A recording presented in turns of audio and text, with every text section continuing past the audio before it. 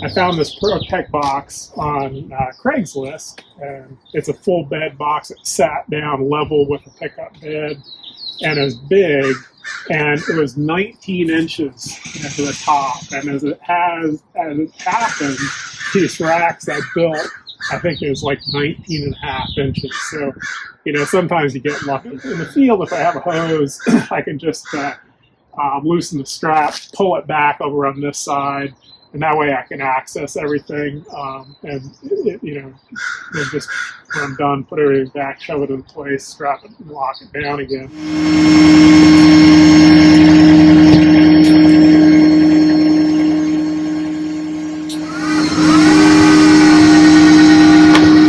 These ProTech boxes are great. They're actually made in Vancouver, Washington, just across the river. I think they've got a plant in Tennessee too, but they're all aluminum.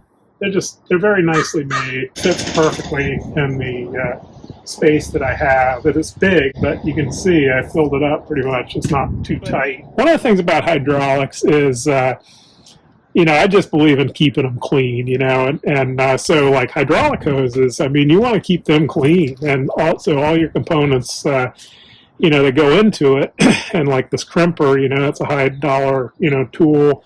I want to be clean and dry, and this ProTech box does that. So, yeah, so here we go, and I think I'm going to just kind of take some stuff out, starting with this bandsaw, and this is what I ended up getting to, cut the hose. I got a deep cut. I actually got it off eBay. Got a couple extra batteries. I'm still running. It came with a couple Milwaukee blades, or maybe 3, and I'm still using those. But I got some Linux blades for it. I've had really good luck with Linux blades on other types of saws and cutting instruments, and I'm looking forward to those because oftentimes, like, what they give you, when you buy a tool is not really like high end. But with that being said, I've been really happy with it. This is, again, it's another, terrific Milwaukee tool. I think it's kind of an interesting choice. I went all over the place on it. I do not like those abrasive wheels. They wear as you're cutting them, so you're putting literally abrasive shit into your hose, and unless you have like a plug shooter, you're not going to get it out. And even with those, you can't get all that stuff out. So it's not a good way to go. So the bandsaw has actually worked really well. I like it. It's a good choice. It's not perfect, but again, it's a Milwaukee tool, 18, M18. You just can't beat those. And I'm pretty happy with the choice. I've got another idea, but that'll have to go wait, till down the line. For right now, I'm really happy with it. So, there's the saw, and this here I made. It's a block, billet of aluminum, and so this is my cutting.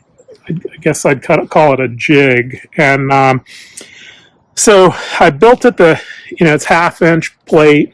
I put a couple lips on it, here. So what I can do is set that in the vise, and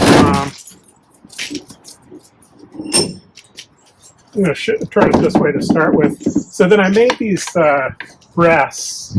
They're just stud extenders, and I cut a piece of rod and drilled it and doweled it.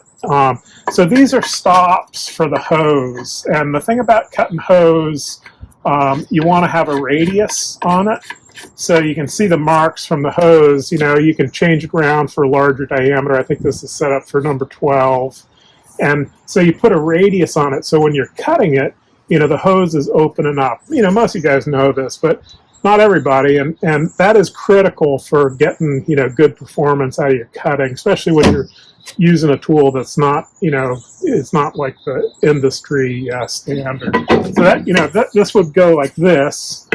I set it up with those stops behind, because with a bandsaw you're cutting up against this, and So anyhow, it's a little rough, but I built it. I'm pretty happy with it. So far, it's worked really well. It's light, again, that weight thing. And I'm just going to keep just kind of breaking stuff out and showing you what I got. I love these clamps. And so what I use them for is I can put them on either side at an angle. And, they're one-handed, which I love, and then I can clamp the hose in at that radius so it doesn't, move around. And again, like I said, I'm cutting with the bandsaw against the back plate of the jig. Yeah, and then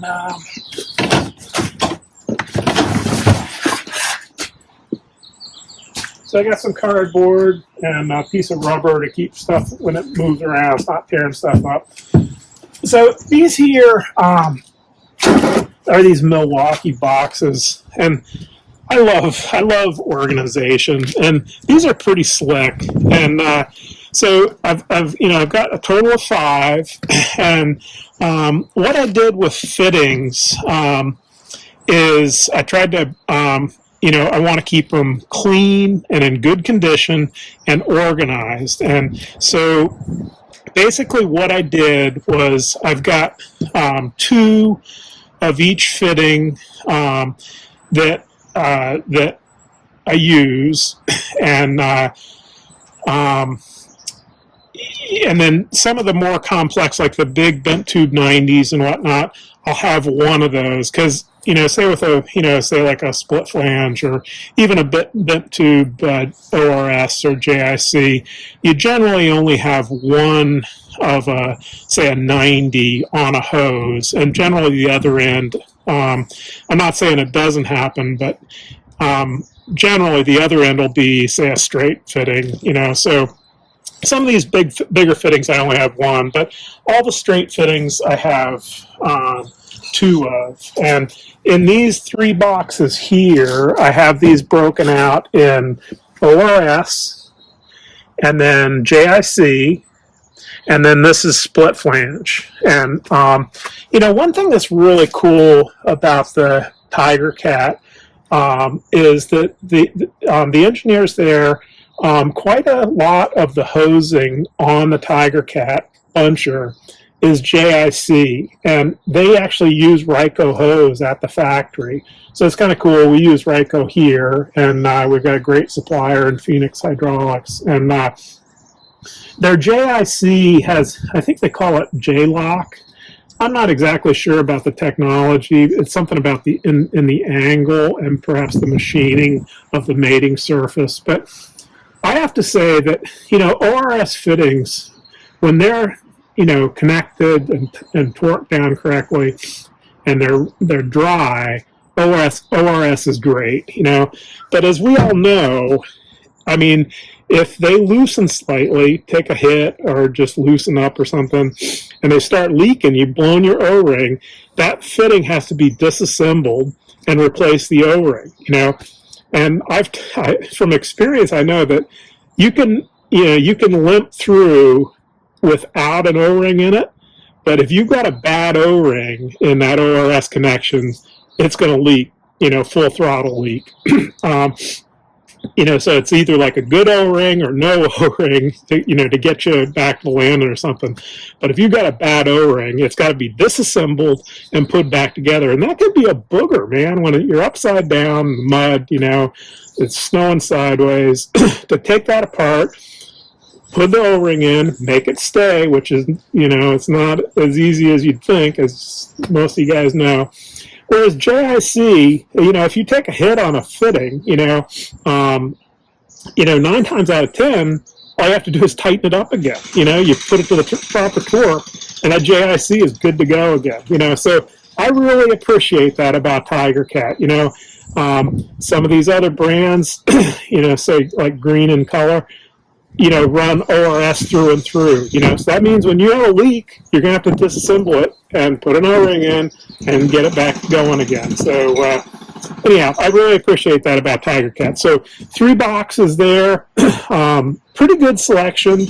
I run from number 4 to number 16, and like I said, ORS, JIC, and split flange.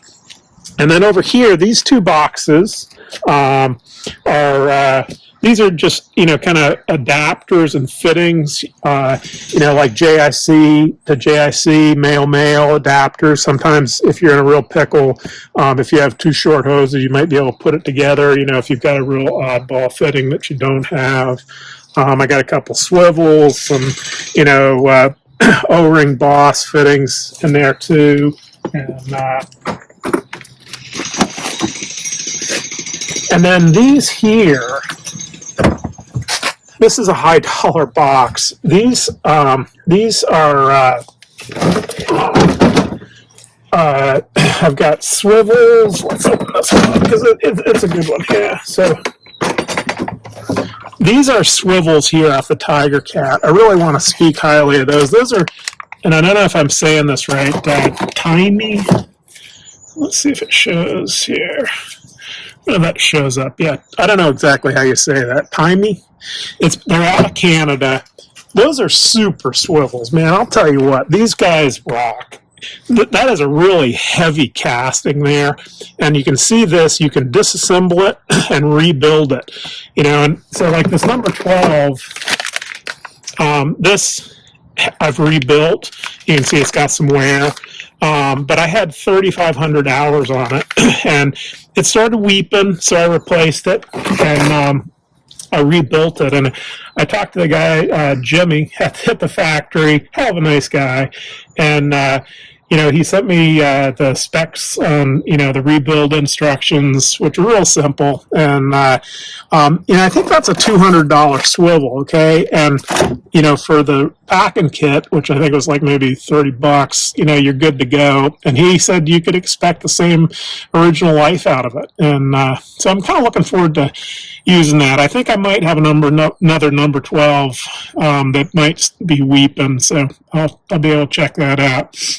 And then down here, these are split flange adapters. And, you guys have been watching me. You tell I've got an issue with split flange. It's a great fitting and all, but it is a booger. Oftentimes, they are just a booger to replace. They're in difficult places. You got either, recessed Allen fittings or bolts, fasteners, or hex head fasteners. They can be very difficult to replace. So there's some, in this company, there's some fittings, particularly on the road builders, which are primarily John Deere's. The supply line to the barrel end of the thumb, it's subjected to really heavy loads, and that's a hose that fails fairly frequently. And we've taken to replacing that split flange off the valve to a split flange adapter to JIC, and then you can run a JIC bent tube 90 onto that, and it's just a hell of a lot easier. With that, you can get on that with a wrench, and so I really haven't, knock on wood, that Tigercat's a thing of beauty. I think I'm only up to 8 hoses and 4,500 hours, and, several of those were broken, through wood falling down. I haven't had to replace a split flange, but I'm not really fearing it because, in general, the hoses I've seen on the Tigercat, the tool clearances are pretty well thought out, so they're not too bad. So, anyhow, some adapters. Again, I try to get a good selection, but, I'm not going to carry every one, and it's just like, you can't do it, you'd be overweight. So. Yeah, but I love these Milwaukee boxes. They're relatively cheap. They're sturdy. I like the weatherproof seal, and yeah. So here, this if you've seen the video of me making those, this is a RYCO number 16 crimper, and that is a very nice machine. And this is the the power pack for it.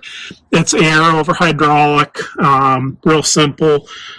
They asked for 110 psi, and you know, the times that I've used it so far, it's been right on in terms of the crimp pressure. It goes to number 16, and it doesn't carry a 20. But at the shop, we've got a gate set up there that I think goes to 24. So, and we got a full selection of those larger fittings and hoses too there at the shop. So, you know, number 16 up to 16, that's pretty comprehensive for a field crimper. So I'm happy with it. And yeah, so let's kind of move over, and we'll kind of break into some of these things here. So the RYCO, one of the things I did, this is a screw-on hydraulic connector, and so one of the first things I did was I went to the guys down in Advanced, and I set up, I got caps for that, so, you know, that keeps it clean. That's critical, man. This is like, you know, I think that's like an $1,800 crimper, you know, and it's like, you know, you want to keep it clean, you want to keep it right, and so that's just one step in it. So I try to, you know, I got those caps on it, I keep it clean when I'm using it. So this is something, like I said, on the hoses, when I set this up, I cut out 50 feet of the 5 hoses that I carry. So that's number 4, number 6, number 8, number 12, and number 16. They're, the 4 and 6, I think, are 2-wire, and then they're 4-wire. The number 8 might be 2-wire too, I'm not sure, but certainly the 12 and 16 are 4-wire. And so I cut out 50 feet, and I write down in the log what I've taken off of it, you know, so I can, if I, you know, I can look back on it and see what I'm getting down to on various hoses. And so this stuff here is, I'm going to take it out. So this is what I use for the hose. You know, this is stretch wrap, and I get it from Home Depot. And, you know, so you just wrap that around. It's kind of stretchy, you know, so you can wrap it around there several times. I put a wire tie on it too, you know, because like I said, I'm OCD, you know. But that is great for keeping it clean, you know. I've used duct tape in the past, and, like, you know, that can, like, get hot and let go, or if there's a little bit of oil, it won't hold well. This stuff holds on, you know, oil, cold, hot, you know, it's pretty nice, you know, it's really cheap, really easy. You can do it in the rain if you have to. So this stretch wrap, that's a good, you know, solution to keeping your hose clean. And yeah, this is the one I use. So these are my, you know, supplies for making the hose. Got my stretch wrap. I have high temperature moly for the crimper dies. I've got a marker for marking the depth of the ferrule on the hose, so when you drive it home, you know you're fully seated. And this is a little flux wrench or flux brush. You know, those things are great. I use them for all different kinds of grease and shit, you know, because they're just handy. They're cheap. You know, you can keep them clean. If they get dirty or worn out, you can just throw them away. They're like 50 cents a piece. So this stuff here, this is what I use for lubing the hose. And a Parker guy told me about this, and he said that's what they recommend because vegetable oil will dissipate, whereas petroleum oils do not dissipate. So if you use this stuff to lube your hose, it gives you good lubrication, and it dissipates over time. So, you know, you aren't sacrificing any of that grip on the ferrule on the end of the hose. So that's what I use. It's really cheap, and it works really well. So, yeah, so, and I got these, you know, Harbor Freight boxes here again. You know, they're great for, you know, keeping the stuff, yeah, you know, organized and in place and there when you need them. And the RYCO Crimper, the number 16, these are the dies here. And they're super easy to replace, and like I said, this goes up to number 16 and down to number 4. And these here are the 16s, because so it's a bigger crimp, smaller die, and yeah, they're great. This is a really good box. It's not some cheesy little piece of plastic, because this stuff's heavy. It's steel, and the dies go in the crimper with kind of a circular motion, and then the crimper itself is magnetic. So this set screw in the center kind of centers it correctly, and the magnetic holds it into place, and then there's a twisting motion. You just break them out. And what I don't think it makes a difference, but I generally put them with the die number facing me, so I know they're all the same. Yeah, so yeah, that's the the crimping die.